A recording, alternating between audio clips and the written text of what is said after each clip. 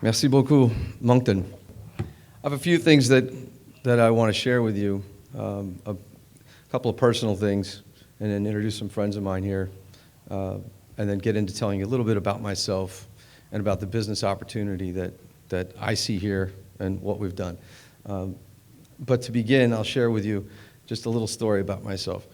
So when I was a kid growing up, in my house, my mother and my sister and I spoke a lot of different languages, and we invented a language, and we call it Fringlish.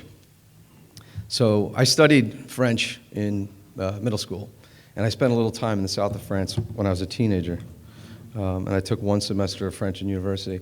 My sister, she studied French at Lafayette College in Easton, Pennsylvania, graduated, and she actually won an award when she graduated, the highest honors in French that year. And she was given that award by none other than Jacques Cousteau. So I got to meet Jacques Cousteau, which was pretty cool. And we spoke Fringlish in the house. So, je suis très happy to be ici avec vous, parce que I can speak Fringlish and you'll know what I'm talking about. And I really do feel at home. It's great to be in a city and in a province where French and English are both spoken and are both recognized equally. It's very unique, it's very interesting to me. And I've always harbored that desire to speak French with people, so when I'm in New York and I'm in the taxis, I'm always speaking to the Haitian cab drivers and the guys from Côte d'Ivoire. It's cool. So with that said, again, a little bit about myself and a little bit about my background. And Ben, thanks again for that nice introduction. Glad you didn't have to read my whole bio. But I got a degree in communications from Drexel University in Philadelphia, and I was sort of groomed to do what I'm doing without actually knowing it. I was an architectural engineer student and then got a degree in communications, so I understand systems. I've worked for utility companies, for transportation companies, et cetera, and I understand systems and how things flow. So I find myself working for a telecom company in New York City, and there was a lot of difficulty in getting things provisioned, which basically means getting circuits turned up, which basically means delivering service. And it was highly problematic. And I was operating a business of which I was one of the co-founders of, called Telex in New York City in a building 60 Hudson Street, which is one of the most famous addresses in all the world if you understand this business. That building is known as a carrier hotel. What does that mean? It's a building where all the different networks reside. But the problem with it was that within the building, which was 1 million square feet in New York, there was no one single place in the building where all the networks were. They were all in different rooms in this giant building.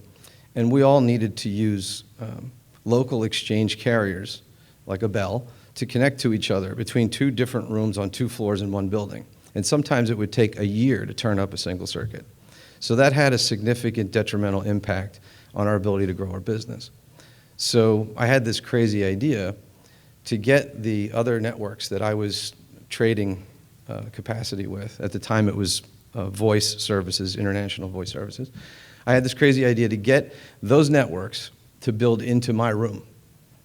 So I used my buying power as leverage and said to them, I'll sign a contract with you and I'll spend $1 million a month with you. But I will not buy from you if you try to deliver the circuit to me through a third party. It has to be direct. And they would look at me like I was crazy, and then I would say, do you want the contract or not? And then they would have to do what I said. So I would show them how to build within the shafts of the building a conduit and bring fiber into my room and put a piece of equipment there. It was referred to as a demarcation point.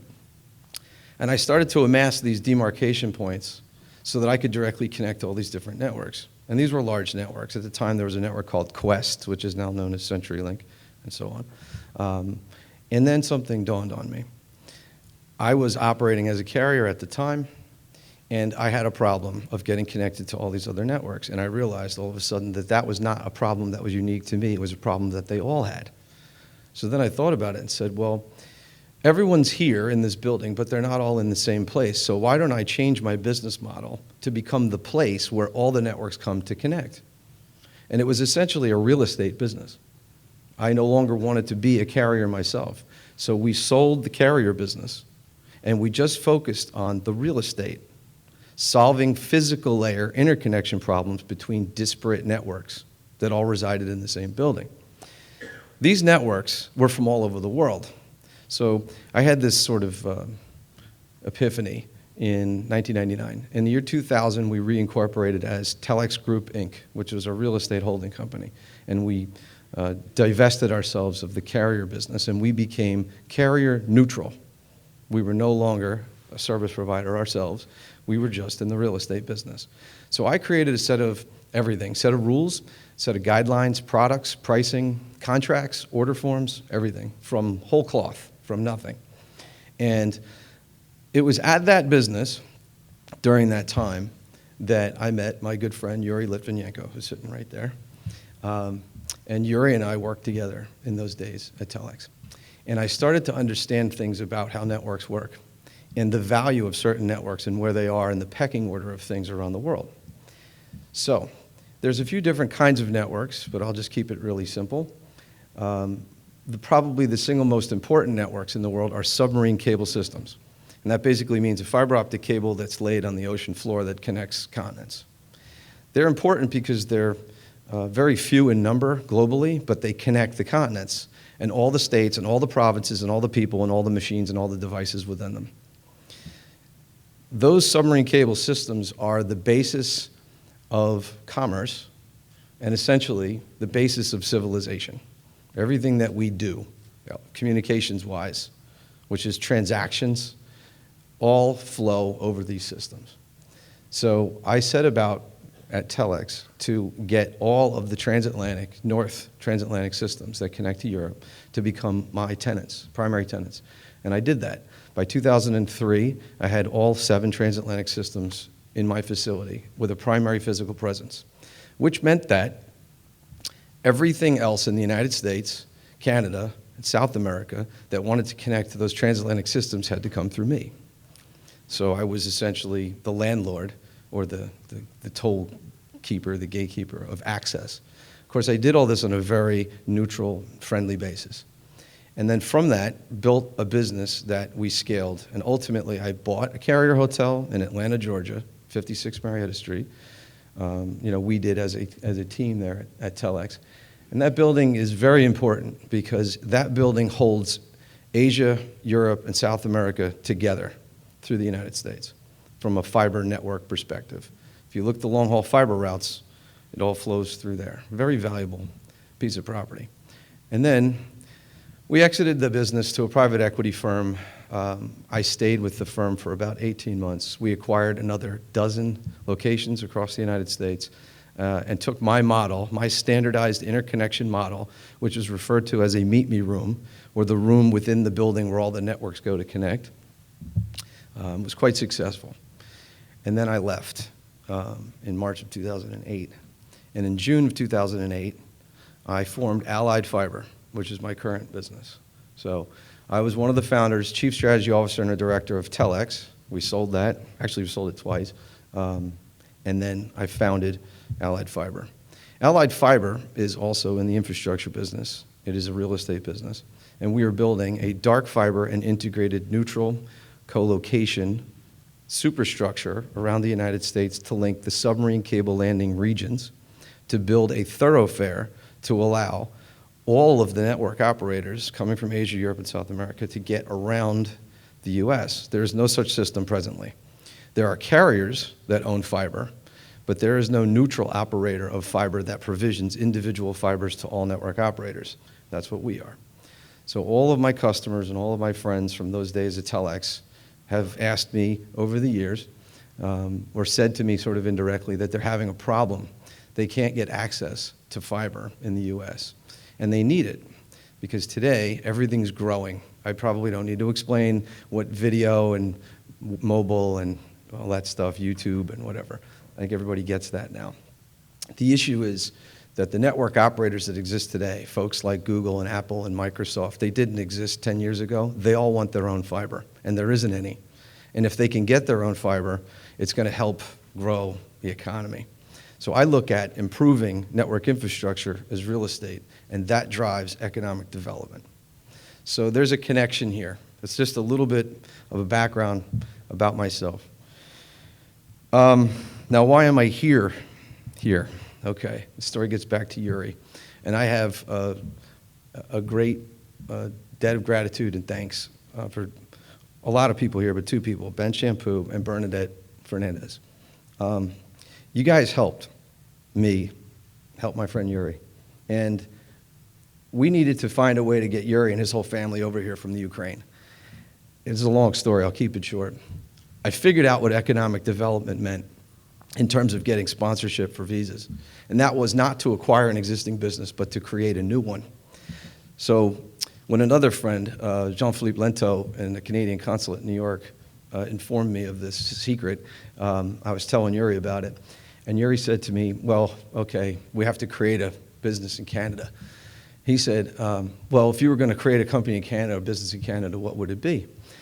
And so I was like, well, you mean besides opening a bar across from Maple Leaf Gardens? You know, besides that, I can't think of anything else.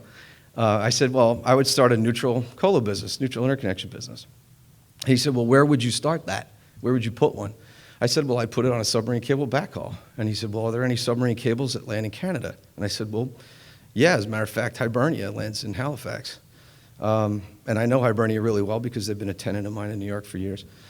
And he said, well, where are they? I said, you know, it's funny, I don't know. I've never actually looked. So I was sitting on a plane on my iPad, and I looked up the Hibernia network map. And I see Halifax, and then I just looked at the next couple of dots, and there's a dot called Truro. Okay.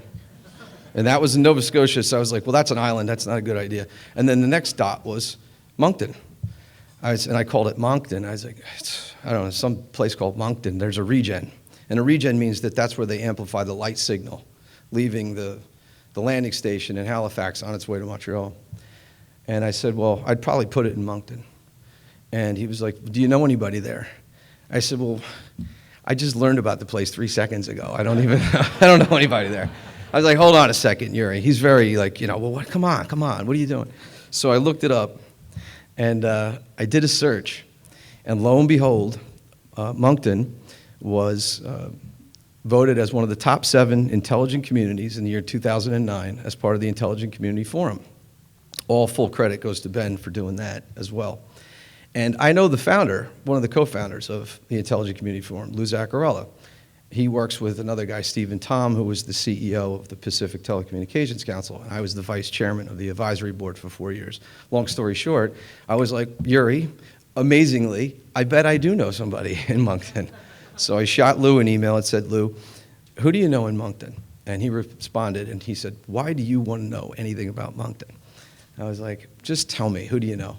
He says, well, I know the mayor and the CIO and the CTO. And I said, okay, I want to be introduced to them. And he was like, well, why? I said, because I know something. I just want to talk to them there about a business development opportunity. So he said, I'll make an introduction. So then I reached out to my friends at Hibernia. And I said, tell me about your presence in Moncton. And I got the same response. Why do you want to know anything about Moncton? I was like, just tell me everything about it. I said, send me pictures, specs, everything. So they sent me a picture of their regen facility, the regeneration. It's a structure that houses equipment. And it's right here on the Albert Street extension off the Von Harvey. They sent me a picture of it and the specs. So I asked, do you guys do a breakout there? Which means, do you actually have the ability to provide network services into the submarine cable system there? And they said, no. I said, okay, I know everything I need to know. So I got the email from Lou, who introduced me to Ben, and I set up a call. This is 4 years ago. And I spoke to Ben and Dan Babineau. And I said, hi, my name's Hunter Newby. I am so-and-so, and I do this, and I build these infrastructure things and meet me rooms, and I buy carrier hotels, and I'm building this fiber network and whatever. I know something about Moncton. There's a transatlantic cable that goes right through your city, and there's a regen point there, but there's no breakout. And I know how to build infrastructure that will provide for an access point that's neutral into that subsea system. And what that will do is, just as if you added a train station to a railroad, you will create a town, basically like a big digital town, and a whole economy will spring up. as a result. One of the first things that will occur is that you'll have the ability to attract data centers to the region. And then you'll be able to do all sorts of other things. You'll be able to position this region for economic development alongside those of the rest of the world that have access to subsea systems, which then breeds access to a multiplicity of other types of network operators. And it's all about improving the value of the land. When the land value goes up, people move in, buildings come, companies come, tax base grows. That's what you guys are all trying to do. So Ben is thrilled. He's like, oh, we've been trying to figure out how to do this. I said, great. I will come to Moncton and I will help you do this. I said, but you got to do something for me in return. I said, my business partner in this deal is this guy, Yuri Litvinenko. And it's his money that I'm going to be spending, so got to be nice to him. I said, you got to get him and his whole family moved over here. So we went about a process through the provincial nomination, which was created, I think, just the year before. And thanks to Mayor George LeBlanc, and again, Bernadette and Ben and Jean-Philippe, Yuri went through that process, and he is here now. And I will tell you an amazing story. Him and his wife had a daughter, Alina, and she was, I guess, 4 or 5 at the time. And they were expecting their son, Lev, and the clock was ticking on getting the visas. I mean, this is like a real life today immigration story. The visas were coming. We're counting down to single-digit days to when Olia couldn't fly anymore. It was like 8 days left on the clock. They get the visas from the embassy in Ukraine. They fly here, and they move into the Marriott here in Moncton, and Olga had the baby a week later. And they lived in the Marriott for 3 months. Incredible story. So I don't know what to say. I'm thrilled. I'm overjoyed. And that's a personal thing for me to you guys, so that's why I'm here. You all helped, so thank you.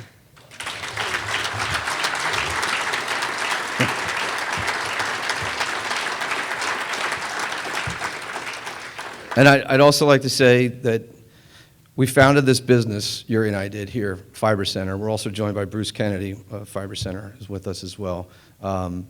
We started a business here. We're bringing people on, we're employing people here. We're actually doing the economic development that Ben and his group have set out to do. So I'm here as a result of that, so it works. And his efforts with the ICF and the outreach, that all works. And I'm proof. I'm here today with you all. So now I'm going to talk to you about the opportunity that exists here, because it's very real and it's already underway. It's all about location, location, location. If you're in real estate, I think you probably heard this even if you're not in real estate. There's something really great about Moncton. There's many things that are really great besides the Fringlish. And one of the things is that you have a history of being a hub of commerce. So a rail hub, trucking, shipping. You also have something else going for you. You've reinvented yourselves before, so many times. When CN left, that was a big blow, and you got yourselves back together with the call centers. And the call centers are sort of a trend, and the work that Frank McKenna did, who's also a great guy. I had the pleasure of meeting him once. That there was a direction moving towards network and technology, and that's a theme. And you guys are all part of this already. You already understand it, so it's refreshing and encouraging for me to be able to come here and talk to you about it, because usually when I'm doing this in some big city, and no one notices or cares how important this is. But you guys get it, and you want to reinvent yourselves around growth and economic development, and the basis of that today is networks. Every business is touching network in some way, and network consumption is increasing and multiplying at such an alarming rate that a lot of people that don't notice this are getting caught up in it, and the expense side's killing them. And when the expense side starts to kill them, they slow down their growth, and they move to places that are open to it, and that's going to be this place. And this place, geographically speaking, between Europe and North America, US, the United States, Canada, is phenomenal. So you've got this history. It goes back a long ways. You are a hub, have been a hub, and you have a pattern history of reinventing yourselves, very resilient. So that's great. We're here and have been here for a while now, a couple of years, essentially building consensus. So we're not just building the infrastructure that's there or creating this fiber center as a place to interconnect. But we're also going out and meeting with all the business leaders to explain this business and the opportunity to everyone so that they understand what it is and that they're not taken off guard by it or they're not sure. We want to take our time to make sure that everybody understands what we're doing and how you will all benefit from it. So that's a very important part of this process. So again, I thank Ben for giving me the opportunity to come up here and explain that.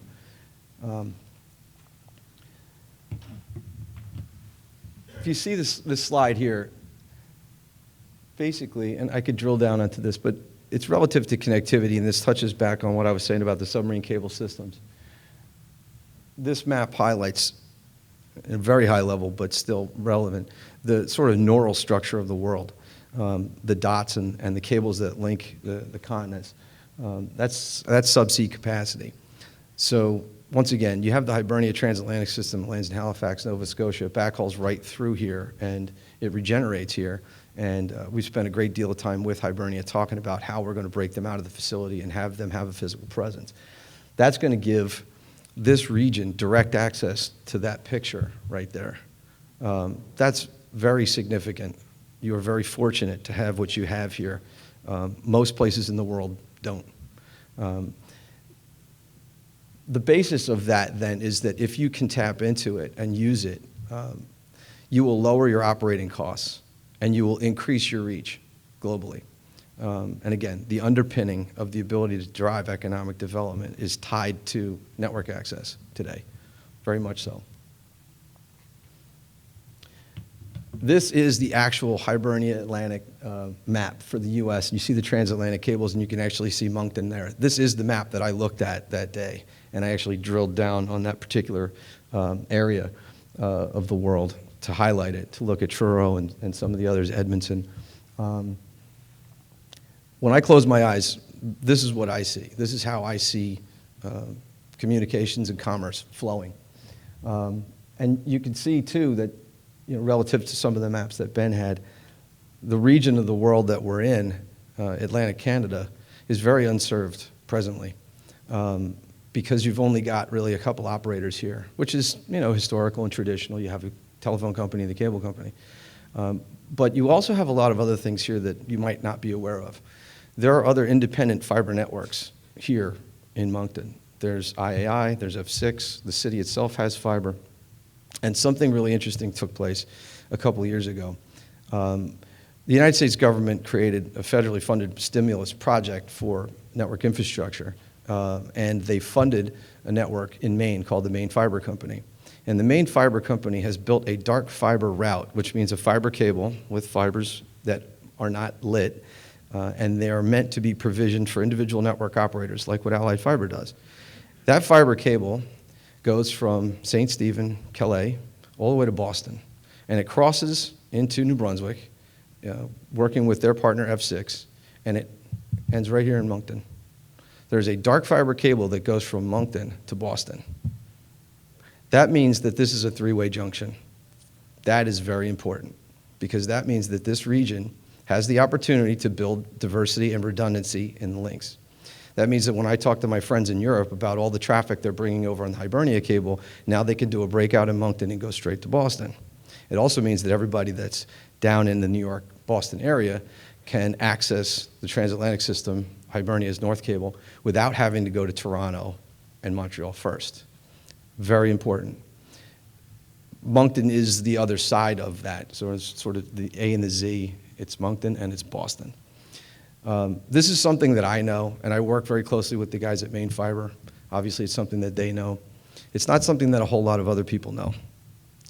One of the ways, probably the only way to really take full advantage of that is to create the real estate that sits on top of the junction, because that's the supermarket. That's where people actually can go in and access the products and services. Otherwise, it's all just underground, and there's no place to put the equipment. So that's the purpose of our business at Fiber Center.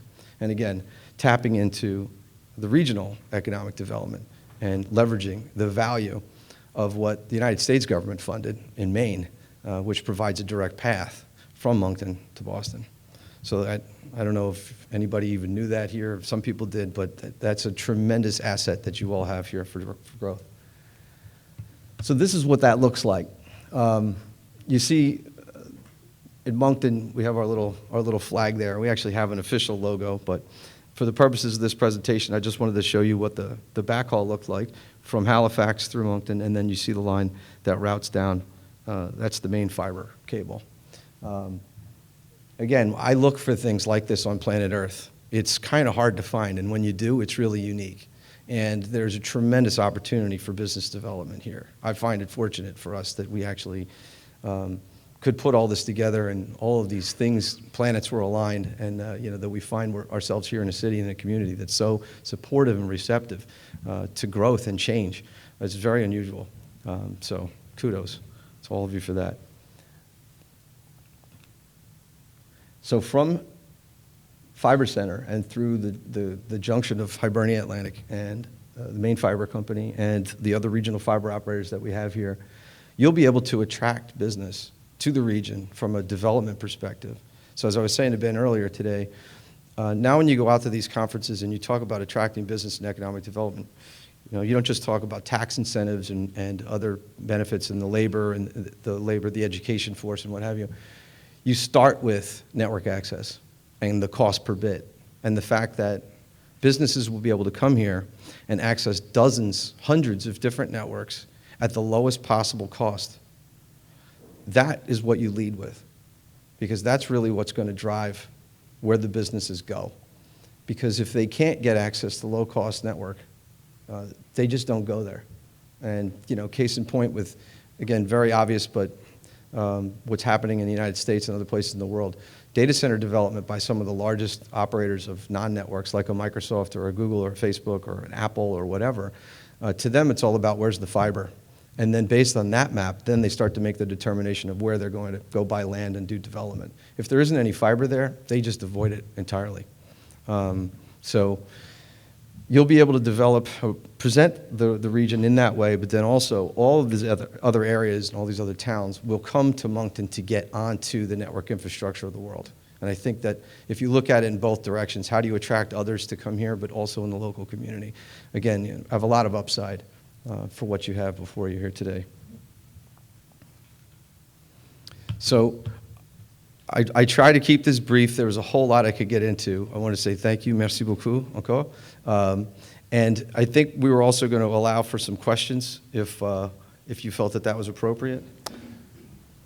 I'd like to know about the types of jobs that our area can look forward to when we're training people up and coming into the workforce. Sure. What sort of jobs would be available? Well, I mean, I could answer that from my own perspective. I'm sure Ben can speak to it too from sort of a greater development perspective. But everything that happens today will be enhanced tremendously by having access to more networks at lower cost. So you will be able to attract every sort of business that will then create every sort of job. Specifically as it relates to us, the specifics about the type of work that we do, infrastructure work, so real estate development, property development, so power and some of the technical support services for network equipment installation, monitoring, testing, that sort of thing, is relevant or germane specifically to what Fiber Center does. The network operators themselves will also deploy equipment here. Some people will be here and others will just operate remotely, or they'll hire us to do tech support, eyes and hands, and that sort of thing. That is what specifically relates to our business. But creating a nexus like this then allows everyone to tether to it. And that could be the insurance companies, the pharmaceutical, healthcare, whatever. And they're going to enhance their presence here, grow their presence here, and in many cases, I think they're going to create a presence here. The financial service industry loves this stuff.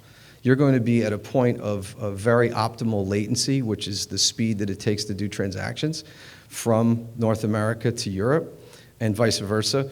And for that reason, you'll find that you'll have a lot of banking and other financial services traders, bond traders, currency traders, and what have you. And they will probably end up establishing a presence here and place people here. So those types of jobs will also be created. Again, not specific to what we do. What we do is actually a small part, but if what we do doesn't exist, you don't get the rest. Content developers, gaming, anybody that develops applications that require a lot of capacity at a low cost, and they also want to be able to distribute their content, so it's not just the development, but it's distribution of content. So what's interesting is my understanding of the Bell Alliant network, which is now part of Bell Canada, but Bell Alliant had one of the best fiber-to-the-home networks I've ever seen anywhere. But what's interesting is they don't actually peer, meaning they don't actually have content providers they connect to here, locally in New Brunswick. They do that outside of New Brunswick. So this will help change that.